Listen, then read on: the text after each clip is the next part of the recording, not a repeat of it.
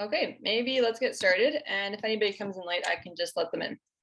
All right, so welcome to our webinar with Human Integrated Performance. My name is Sarah. I'm one of the physios here. And we also have Jenna presenting with us as well. She's another physio here at the clinic.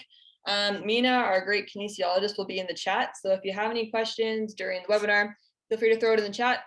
Mina can answer some of your questions, and if not, we'll address it at the end in our questions session. Also, just to let you know, this webinar is being recorded. So if you have any concerns, also please feel free to message Mina directly in the chat. And so what we're going to be covering today is your desk job giving you headaches? A lot of people have been working from home recently, and so this is kind of a great topic to address because we've been getting a lot of people in the clinic getting headaches from sitting at their desk. So just a quick intro, that's me on the left. I'm Sarah, I'm one of the physios here. I also specialize in pelvic physiotherapy, which is kind of a different specialty. So if you know anybody experiencing issues with pelvic concerns, I can see them as well. And Jenna is in the middle. She's going to be presenting today as well. She just started, when did you start, Jenna? January, first week of January. January, and it's been good so far. And then Mina is our kinesiologist who works with Jen and I doing exercises with patients and kind of overseeing their exercise program.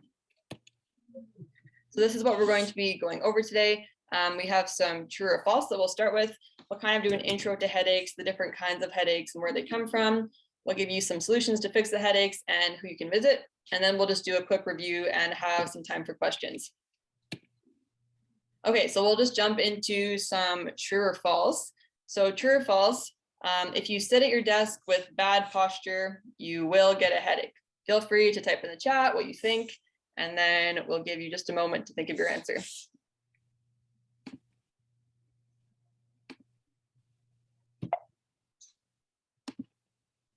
So it actually is false. I think the absolute is the kicker there. It's totally reasonable why people would think that it's true. Until recently, it was thought that this was the case, that bad posture will give you headaches and will give you pain. And the education around this hasn't been really great. However, new research recently has been showing us that there's actually not as much of a link between posture and pain as we thought. And we're going to talk more about this later. Okay, so we'll do the next one. True or false? Sitting up straight at your desk will take away the neck pain or headache. So you can kind of use, the last question to help you out a little bit too. Feel free to type in the chat. Nice, so false. So anybody who said false, good job. Kind of goes along with the previous question. So if poor posture doesn't always give you the headache, it's not always the cause. Sitting up straight and then fixing your posture isn't always going to be the solution either. And again, we're going to talk more about this after, but the main thing is that not everybody with bad posture will have a headache or pain, and not everybody with pain or a headache has it come from bad posture. Okay, last one, true or false?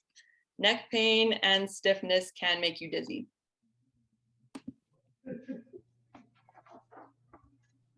Jaden says true, nice, true, got some trues, nice. Okay, it's true, good job, guys. Yes, there is something called cervicogenic dizziness, which is basically a type of dizziness that comes from something occurring in your neck. We're also going to talk a little bit more about this during the webinar. Alrighty, so the main question that we're kind of trying to answer today is your desk job giving you headaches? And Sarah kind of talked about this already. Basically, the answer is maybe. It might be, it might not be. There is sometimes a relationship, sometimes not. So to talk further about that, we're going to talk about the different types of headaches first, just so that you know what we mean when we're saying a cervicogenic headache, because that can be like a big word. And there are lots of different types of headaches. Not everyone experiences the same types of headaches. So first of all, there's tension headaches. So these ones, there can be a multitude of causes. They can be related to stress. And you tend to feel like on the side of your head and into your forehead.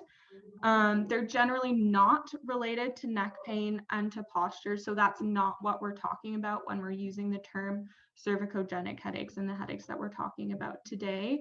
They tend to be kind of more on the mild end of headaches, kind of like your average headache, I guess, that you think about. And then there's cluster headaches. So these ones are a lot more severe. They tend to be unilateral. People will often feel pain kind of right behind their eye. And they tend to like get really bad quite fast. So they hit their peak pain within like 10 to 20 minutes and then it goes away, but they do tend to be recurring. So people that suffer from these types of headaches can get up to, I think like 8 to 10 a day, and it kind of happens over and over again, and can be quite painful. All right, and then there's also migraines. So migraines are pretty common. Most of us have heard of migraines before. These also tend to be unilateral, so affecting kind of one side of the head more than the other. They're often like a pulsating pain, so they kind of like a throbbing pain, if you think about it that way. Some people will get visual sensation as well. So if you've ever heard of like an aura type sensation, that would be caused more so by a migraine headache, and they do tend to be quite disabling. So when someone has a migraine headache, they really need to like take a break, sit down, sit in a dark room, that kind of thing, and can also be associated with nausea and in severe cases, vomiting as well. So those are kind of 3 types of headaches that we're not focusing on today, just so that you know what we mean when we say cervicogenic headaches. So then to move forward and go into what cervicogenic headaches are. So these are the ones that can sometimes, not always, be related to posture. So what they are always related to is some sort of neck dysfunction, neck inflammation, neck symptoms. So when we say cervicogenic headaches, we're talking about the headaches that kind of come up from your neck and then come up towards your head. So these photos on the slides here are just showing how those patterns of referral can happen. So when you have inflammation, tightness, stiffness in your joints, on the one photo, it's showing like pain referral patterns from trigger points. So those are from kind of muscular pain sources. And then the other photo, yeah, thank you, Sarah, for the cursor on there. And then the other photo is showing, so when you're getting pain in some of your joints in your neck, that's all that means when it says C2-3, that's the joint between your vertebrae. And then that's showing where that pain can then manifest in your body. So these ones tend to be related to posture, and they can be aggravated and relieved by neck pain, or sorry, neck movement, and can be treated by physio and chiro and other options as well. So now going forward, this is just to show you a little bit of the anatomy in your neck. I'm not going to go into crazy detail about this kind of stuff. I don't want this to be like an anatomy lesson. But I do just want to point out some muscles that can get irritated and cause some of those referral patterns that you saw on the previous page. So in this photo, you can see really well the suboccipital muscle group. So those are the muscles, yeah, that's being pointed out by the cursor right now. So they're right at the base of your skull on the back. So when we talk about posture and like a sustained forward posture, these muscles tend to get really tight and get irritated, and then they can cause some of that referral, causing the headache. Another one to point out that does also tend to get quite irritated with people with headaches and posture is the levator scapula. So that one comes up from your shoulder and it touches up all the way into the base of your skull. So that can be a point of irritation as well. And then this is showing the front and like the side of your neck here. So just to, again, like I'm not gonna teach you anything super specific about these muscles, but just to show like the complexity of the area. One of the big ones to note here, it's called your sternocleidomastoid, but we basically call it your SCM. So it's on the front of your neck here. And it comes from like down here on your collarbone, it attaches all the way up into your head and into your jaw. So that can be a source of head pain, neck pain, and jaw pain as well. Underneath that, we have a lot of other muscles that help to like hold our neck in place, and our deep neck flexors, which we'll talk about with one of our exercises later, but I'm not going to go into crazy detail here. And then next one here, I think we went too far. There we go. So this is just showing like the complexity of the spinal joint anatomy.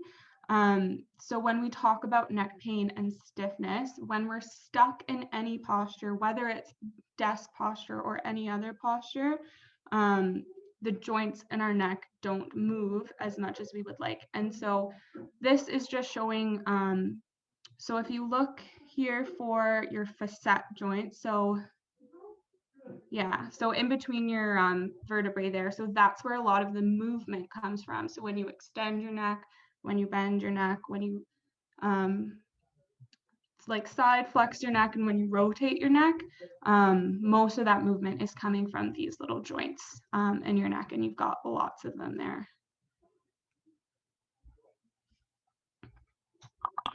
Thanks, Jenna. That was great. So now I'm going to talk a little bit about cervicogenic dizziness, which is that type of dizziness that we talked about in the true and false. And to understand what cervicogenic dizziness is, it's kind of important to understand from a baseline level how you get dizzy in general. So there's 3 different systems that contribute to your feeling of balance and your feeling of steadiness and space. Those are vision, your vestibular system, and your somatosensory systems. So your visual system is just your eyes, what you see things moving in front of you, you see you moving in relation to other things. There's the vestibular system, which is your inner ear.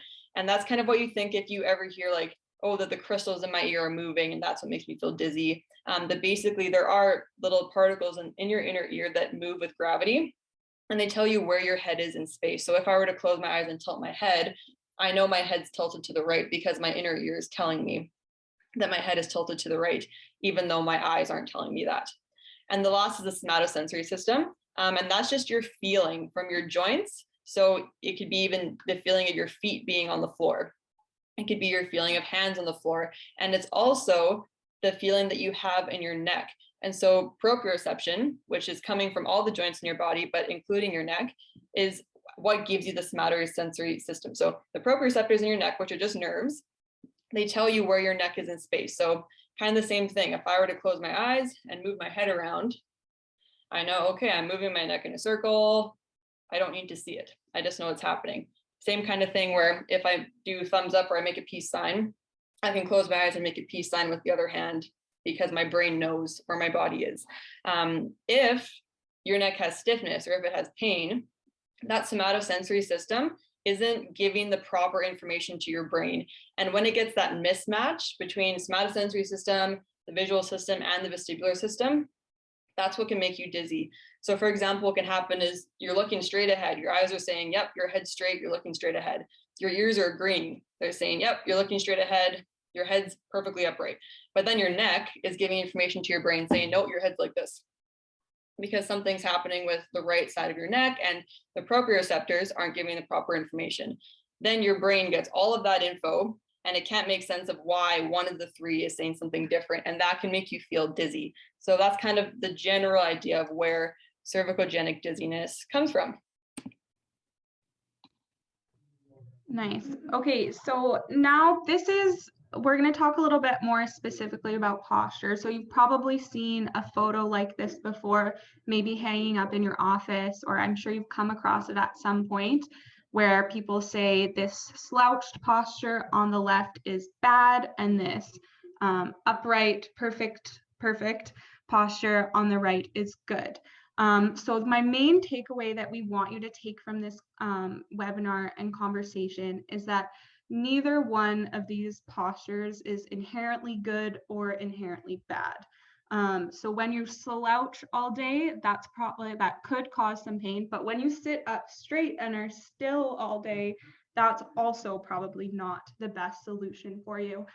So we're often taught like feet on the ground, shoulders down, shoulders back, like head straight, don't look down type thing. But if you hold any one posture and you don't get that movement, into your muscles and into your joints, then that's what's going to start to cause that neck stiffness and neck pain that might then lead to a cervicogenic headache. So it's not that this is bad and this is good. It's more so that any sort of posture that is sustained or any sort of posture that is painful is what I would consider a bad posture. But I don't think one of these photos is better necessarily than the other.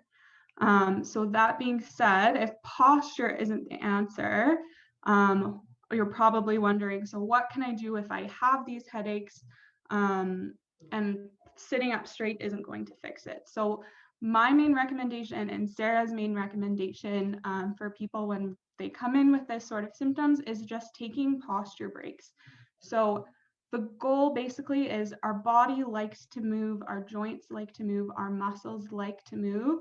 So I would recommend to take posture breaks. So you want to take a posture break every 20 to 30 minutes at work. So anytime that you're sitting in one position for that long, you want to stand up, you can do a little stretch, you can walk to the washroom, you can go talk to a colleague, you can go and like fill up your water bottle. Basically, you just want to move around, break that habit of sustaining that posture, whether it is upright or whether it is that forward posture that we're talking about. So basically, you want to try to incorporate as much movement as you can throughout your day to relieve that like stress and stiffness from holding one position for so long. And then in addition to that, these are just some basic exercises that can help with neck pain. So this first one is just a very basic kind of neck range of motion exercise. So this is something you can do at your desk as well several times throughout the day. But kind of like make a point, like set an alarm on your phone or put like a little reminder sticky note on your computer, whatever might help you remember to just start to move your neck in different ways so that you're not always just staring forward at your screen. So you want to make sure you're extending your neck, looking up at the ceiling, and then bringing your chin down. So yeah, you guys can try this with me now too. Chin down towards your chest, looking over your right shoulder, looking over your left shoulder, bringing your right ear to your shoulder, and then the other way, left ear to shoulder. And you can also just kind of combine it all and do some rotations as well. So this will be really good for your neck joints to avoid that stiffness that we get from not moving. So this second one, where the guy is lying down, this is a chin tuck exercise. So I'll show you guys sitting here, but you can also try the same thing lying down. So what you're gonna do with this one is, I'll show you from the side just because it's a little bit easier to understand. So basically when you're just sitting, resting normally, your head is a little bit forward, or at least mine is based on my posture. You want to think about bringing your head back and tucking your chin down. So almost like you're giving yourself a little bit of a double chin. So you're going basically from this position to this position. So the reason this works is not because you're coming back into that straight alignment posture, but what we're doing here is strengthening the muscles in our neck, our deep neck flexors that we talked about before, in order to be able to like have the endurance and have the strength to help you hold your head up all day. Basically is the goal of this. So you want to try to bring chin back and tuck, and then ideally hold for kind of 5 to 10 seconds. So it'd be easier to start in a supine position as shown in the photo. Okay, and then I'm just gonna move my computer here so that you guys can see me. Next one will be on the ground. So this one on the bottom photo there is called an open book exercise. So I don't know if you guys can still hear me when I'm back here, but basically you're gonna lie down on your side. You can keep your knees together if you'd like. I can't really tell if you can see me, so just yell if you can't. You can keep your knees together, or you can extend your bottom leg. You're gonna relax your head down. Start with your hands kind of clapped together. And then you're going to take your top hand, kind of paint a rainbow, and try to bring it all the way down this side onto the other side. And then you're going to move back and forth through these positions. So again, this is another one, range of motion exercise to start to bring more movement into your neck joints, as well as your kind of upper back joints that tend to get stiff as well. Did that make sense? Can you explain the legs again? Yeah, so you can either, so in the photo here, she's got like one leg straight and the other leg up on a roller.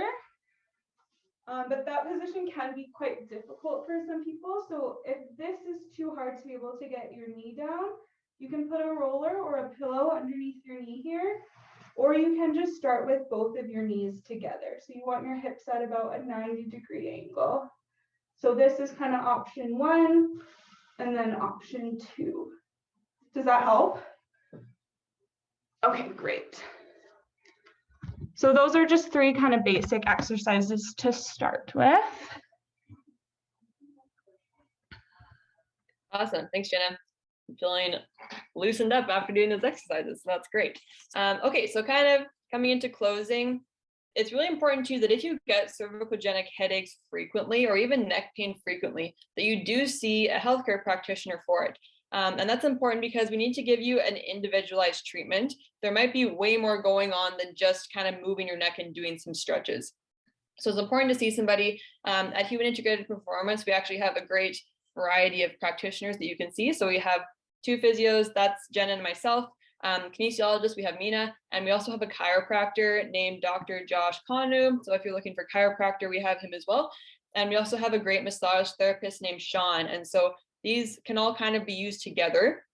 There's strength in numbers, so taking different practitioners as well can be helpful. Or if you're just kind of looking to see one and see how it goes, that's also an option as well. Sometimes just getting hands-on work too is really helpful too. So getting in there to release some tight tissues at the base of your head, kind of like those muscles that Jenna was talking about. Sometimes just getting in there a little bit to release and really teaching the exercises properly can be super helpful as well. Okay, so just a quick review before we finish up. So the main thing that we would like everybody to take out of the webinar is that not everyone with a forward head posture, which is this, at their desk will get a headache and pain, and poor posture is only associated with headaches and pain if you stay in that posture. So the only bad posture is one that you're stuck in. If you're in that posture for so long that you get stuck, your spine gets stiff, your muscles get stiff, then that's not great. And that's what can kind of lead to pain and issues. If you spend a few minutes during your day doing bad posture like this, but then you sit up, move around, then you're in a way better spot to prevent pain. So movement breaks are key to preventing issues from your desk job. And what research has shown recently is every 20 minutes is a good time to move around. It doesn't have to be a long time. When we say take a movement break, it can really just be stand up, do this, and then get back to what you're doing. Just taking a short kind of break between that prolonged posture is going to be super helpful. And then lastly, seeing a physio or a chiropractor for an individualized treatment plan is also really important and will help you get back on track faster as well. So if you have any questions, feel free to ask them. You can put them in the chat or you can unmute. Yes, for sure, unmute. Hi guys, great, really informative presentation. I just thought it was really interesting because so many times we're told, you know, slouching is bad, standing up straight is good, whereas you guys are kind of telling this new side of information where, you know, we want to be moving as much as we can, essentially. Is this kind of like new research, or is it maybe that we haven't been taught accurately how to best maintain our movement patterns throughout the day, or what's your guys' opinion on that? Yeah, I can talk a little bit about that. So it is relatively new. That thought is not technically wrong, right? That's what we say, if you're in a posture for a long time, it will make you feel sore. But the reason that like the bad posture thing used to be taught was that it's kind of, if you think about like if you hold something close to you, it feels lighter Whereas if you hold something farther away, it feels heavier. It's the same thing with your spine. If your spine is really curved like this, your muscles become longer. And then it's harder for your muscles to kind of work against the force of gravity to keep your body upright. So there was kind of some theoretical basis to teaching that. And it does stand as long as you're not taking breaks. If you're giving your muscles that time to take breaks, your muscles are resilient and strong, and they're made to hold you up, right? They're not going to break down and become super sore if you use them when you're slouched, right? They're made to do that. So as long as you give them breaks, that's kind of the new thing that's coming in, is that we don't want to label any postures bad, because sitting like this for a long time is tiring for muscles, but also sitting like this for a long time is tiring. So it's kind of new, but also just kind of reframing how we're thinking about it. Feel free to put any other questions in the chat, or you can unmute and ask. I have a question, Sarah. I know that sometimes you'll see people in like ergonomic chairs. Like I know some people like to sit on like bouncy balls, like, you know, the big yoga balls and stuff, are actually kind of taking those types of approaches where you're kind of working on the core stability and like exercise, I guess, function and like stabilizing those muscles. And it does allow frequent movement. Is that like an option as well? Is that labeled enough movement? Jenna, do you want to talk about that one? Sure, I can try. Feel free to jump in as well. I think those things are a great option, and it can help with a lot of things as well. A lot of times those are also related to like back pain and neck pain, so that's like a whole other conversation. But like getting some movement through your body through like sitting on a yoga ball is going to be good, but I still think it's a good idea. Like when you're sitting on a yoga ball, you're probably moving your lower body and like activating your core a bit more, but I would imagine like your neck is probably not moving quite as much. So I still think like that's a good option if you find that it's helpful and it works for you. But I would still suggest that like getting up, taking time to like actually move your neck and like actually stand up, move around a little bit.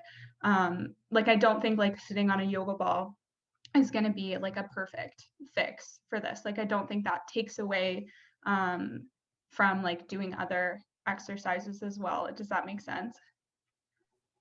Yeah, absolutely. I know that the new world is like movement is medicine kind of thing, but I just didn't know if that would be a benefit or not. Yeah, like definitely not a bad thing at all if like you enjoy that and that's what works for you.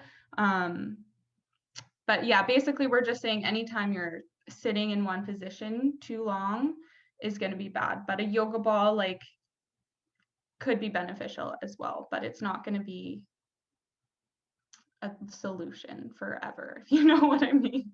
I don't think that was the best explanation. Yeah, I kind of agree with that. It's kind of the thought that there's no one fix for something, right? And that's why it's important too to see a physio or a chiro, because sometimes if your chair is really wonky, the chair is a lot of the issue, but sometimes it's not. And I think it's important for people to kind of take solace in the fact that if you are working from home, and if you've been doing that for 2 years and you know your company does give you funding for ergonomic equipment, or like you can buy it or something, you're not doomed. There's other things that you can do to get moving and have good positioning and reduce your pain and that kind of thing. So like the ergonomic sit-ups are great if you can get them, and if you have access and you still do that movement. But even if you get the lumbar roll, the neck support, the proper keyboard and all that stuff, and you sit in that position for 8 hours, you're probably not going to feel great. So yeah, like Jenna said, it's not going to set you back, but it's also not the one and all solution as well. Does anybody else have any other questions? These have been really good questions.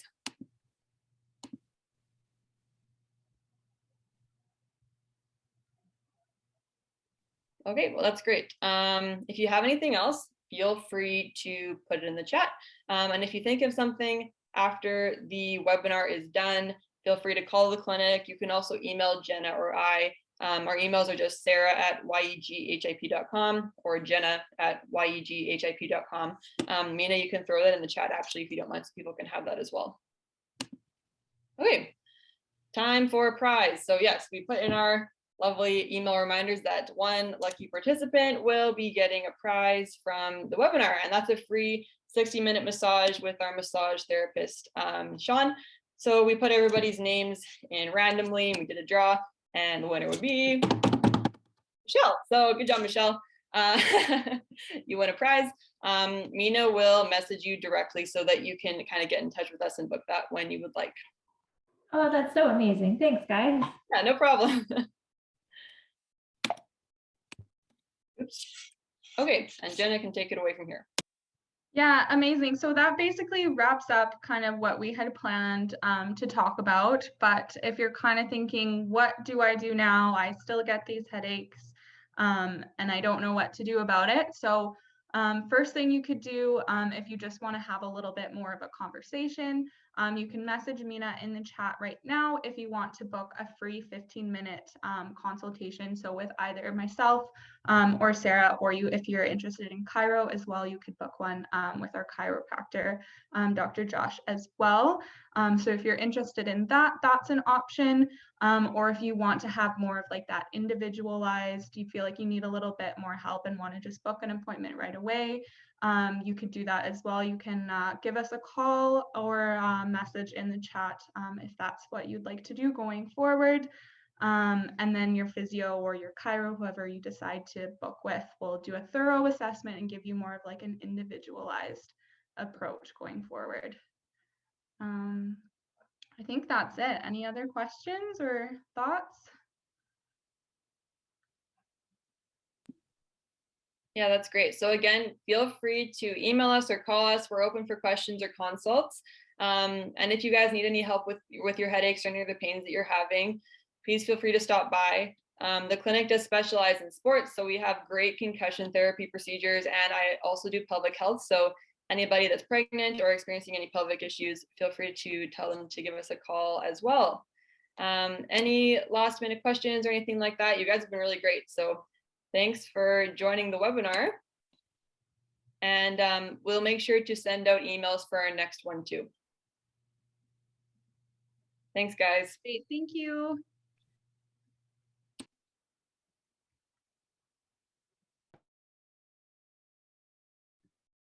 Felt good. I thought that was really good. That was pretty good. Okay, Oh. I'm going to exit out of here. Bye, guys. Okay. Yeah, that was really good, you guys. Thanks. Thank you.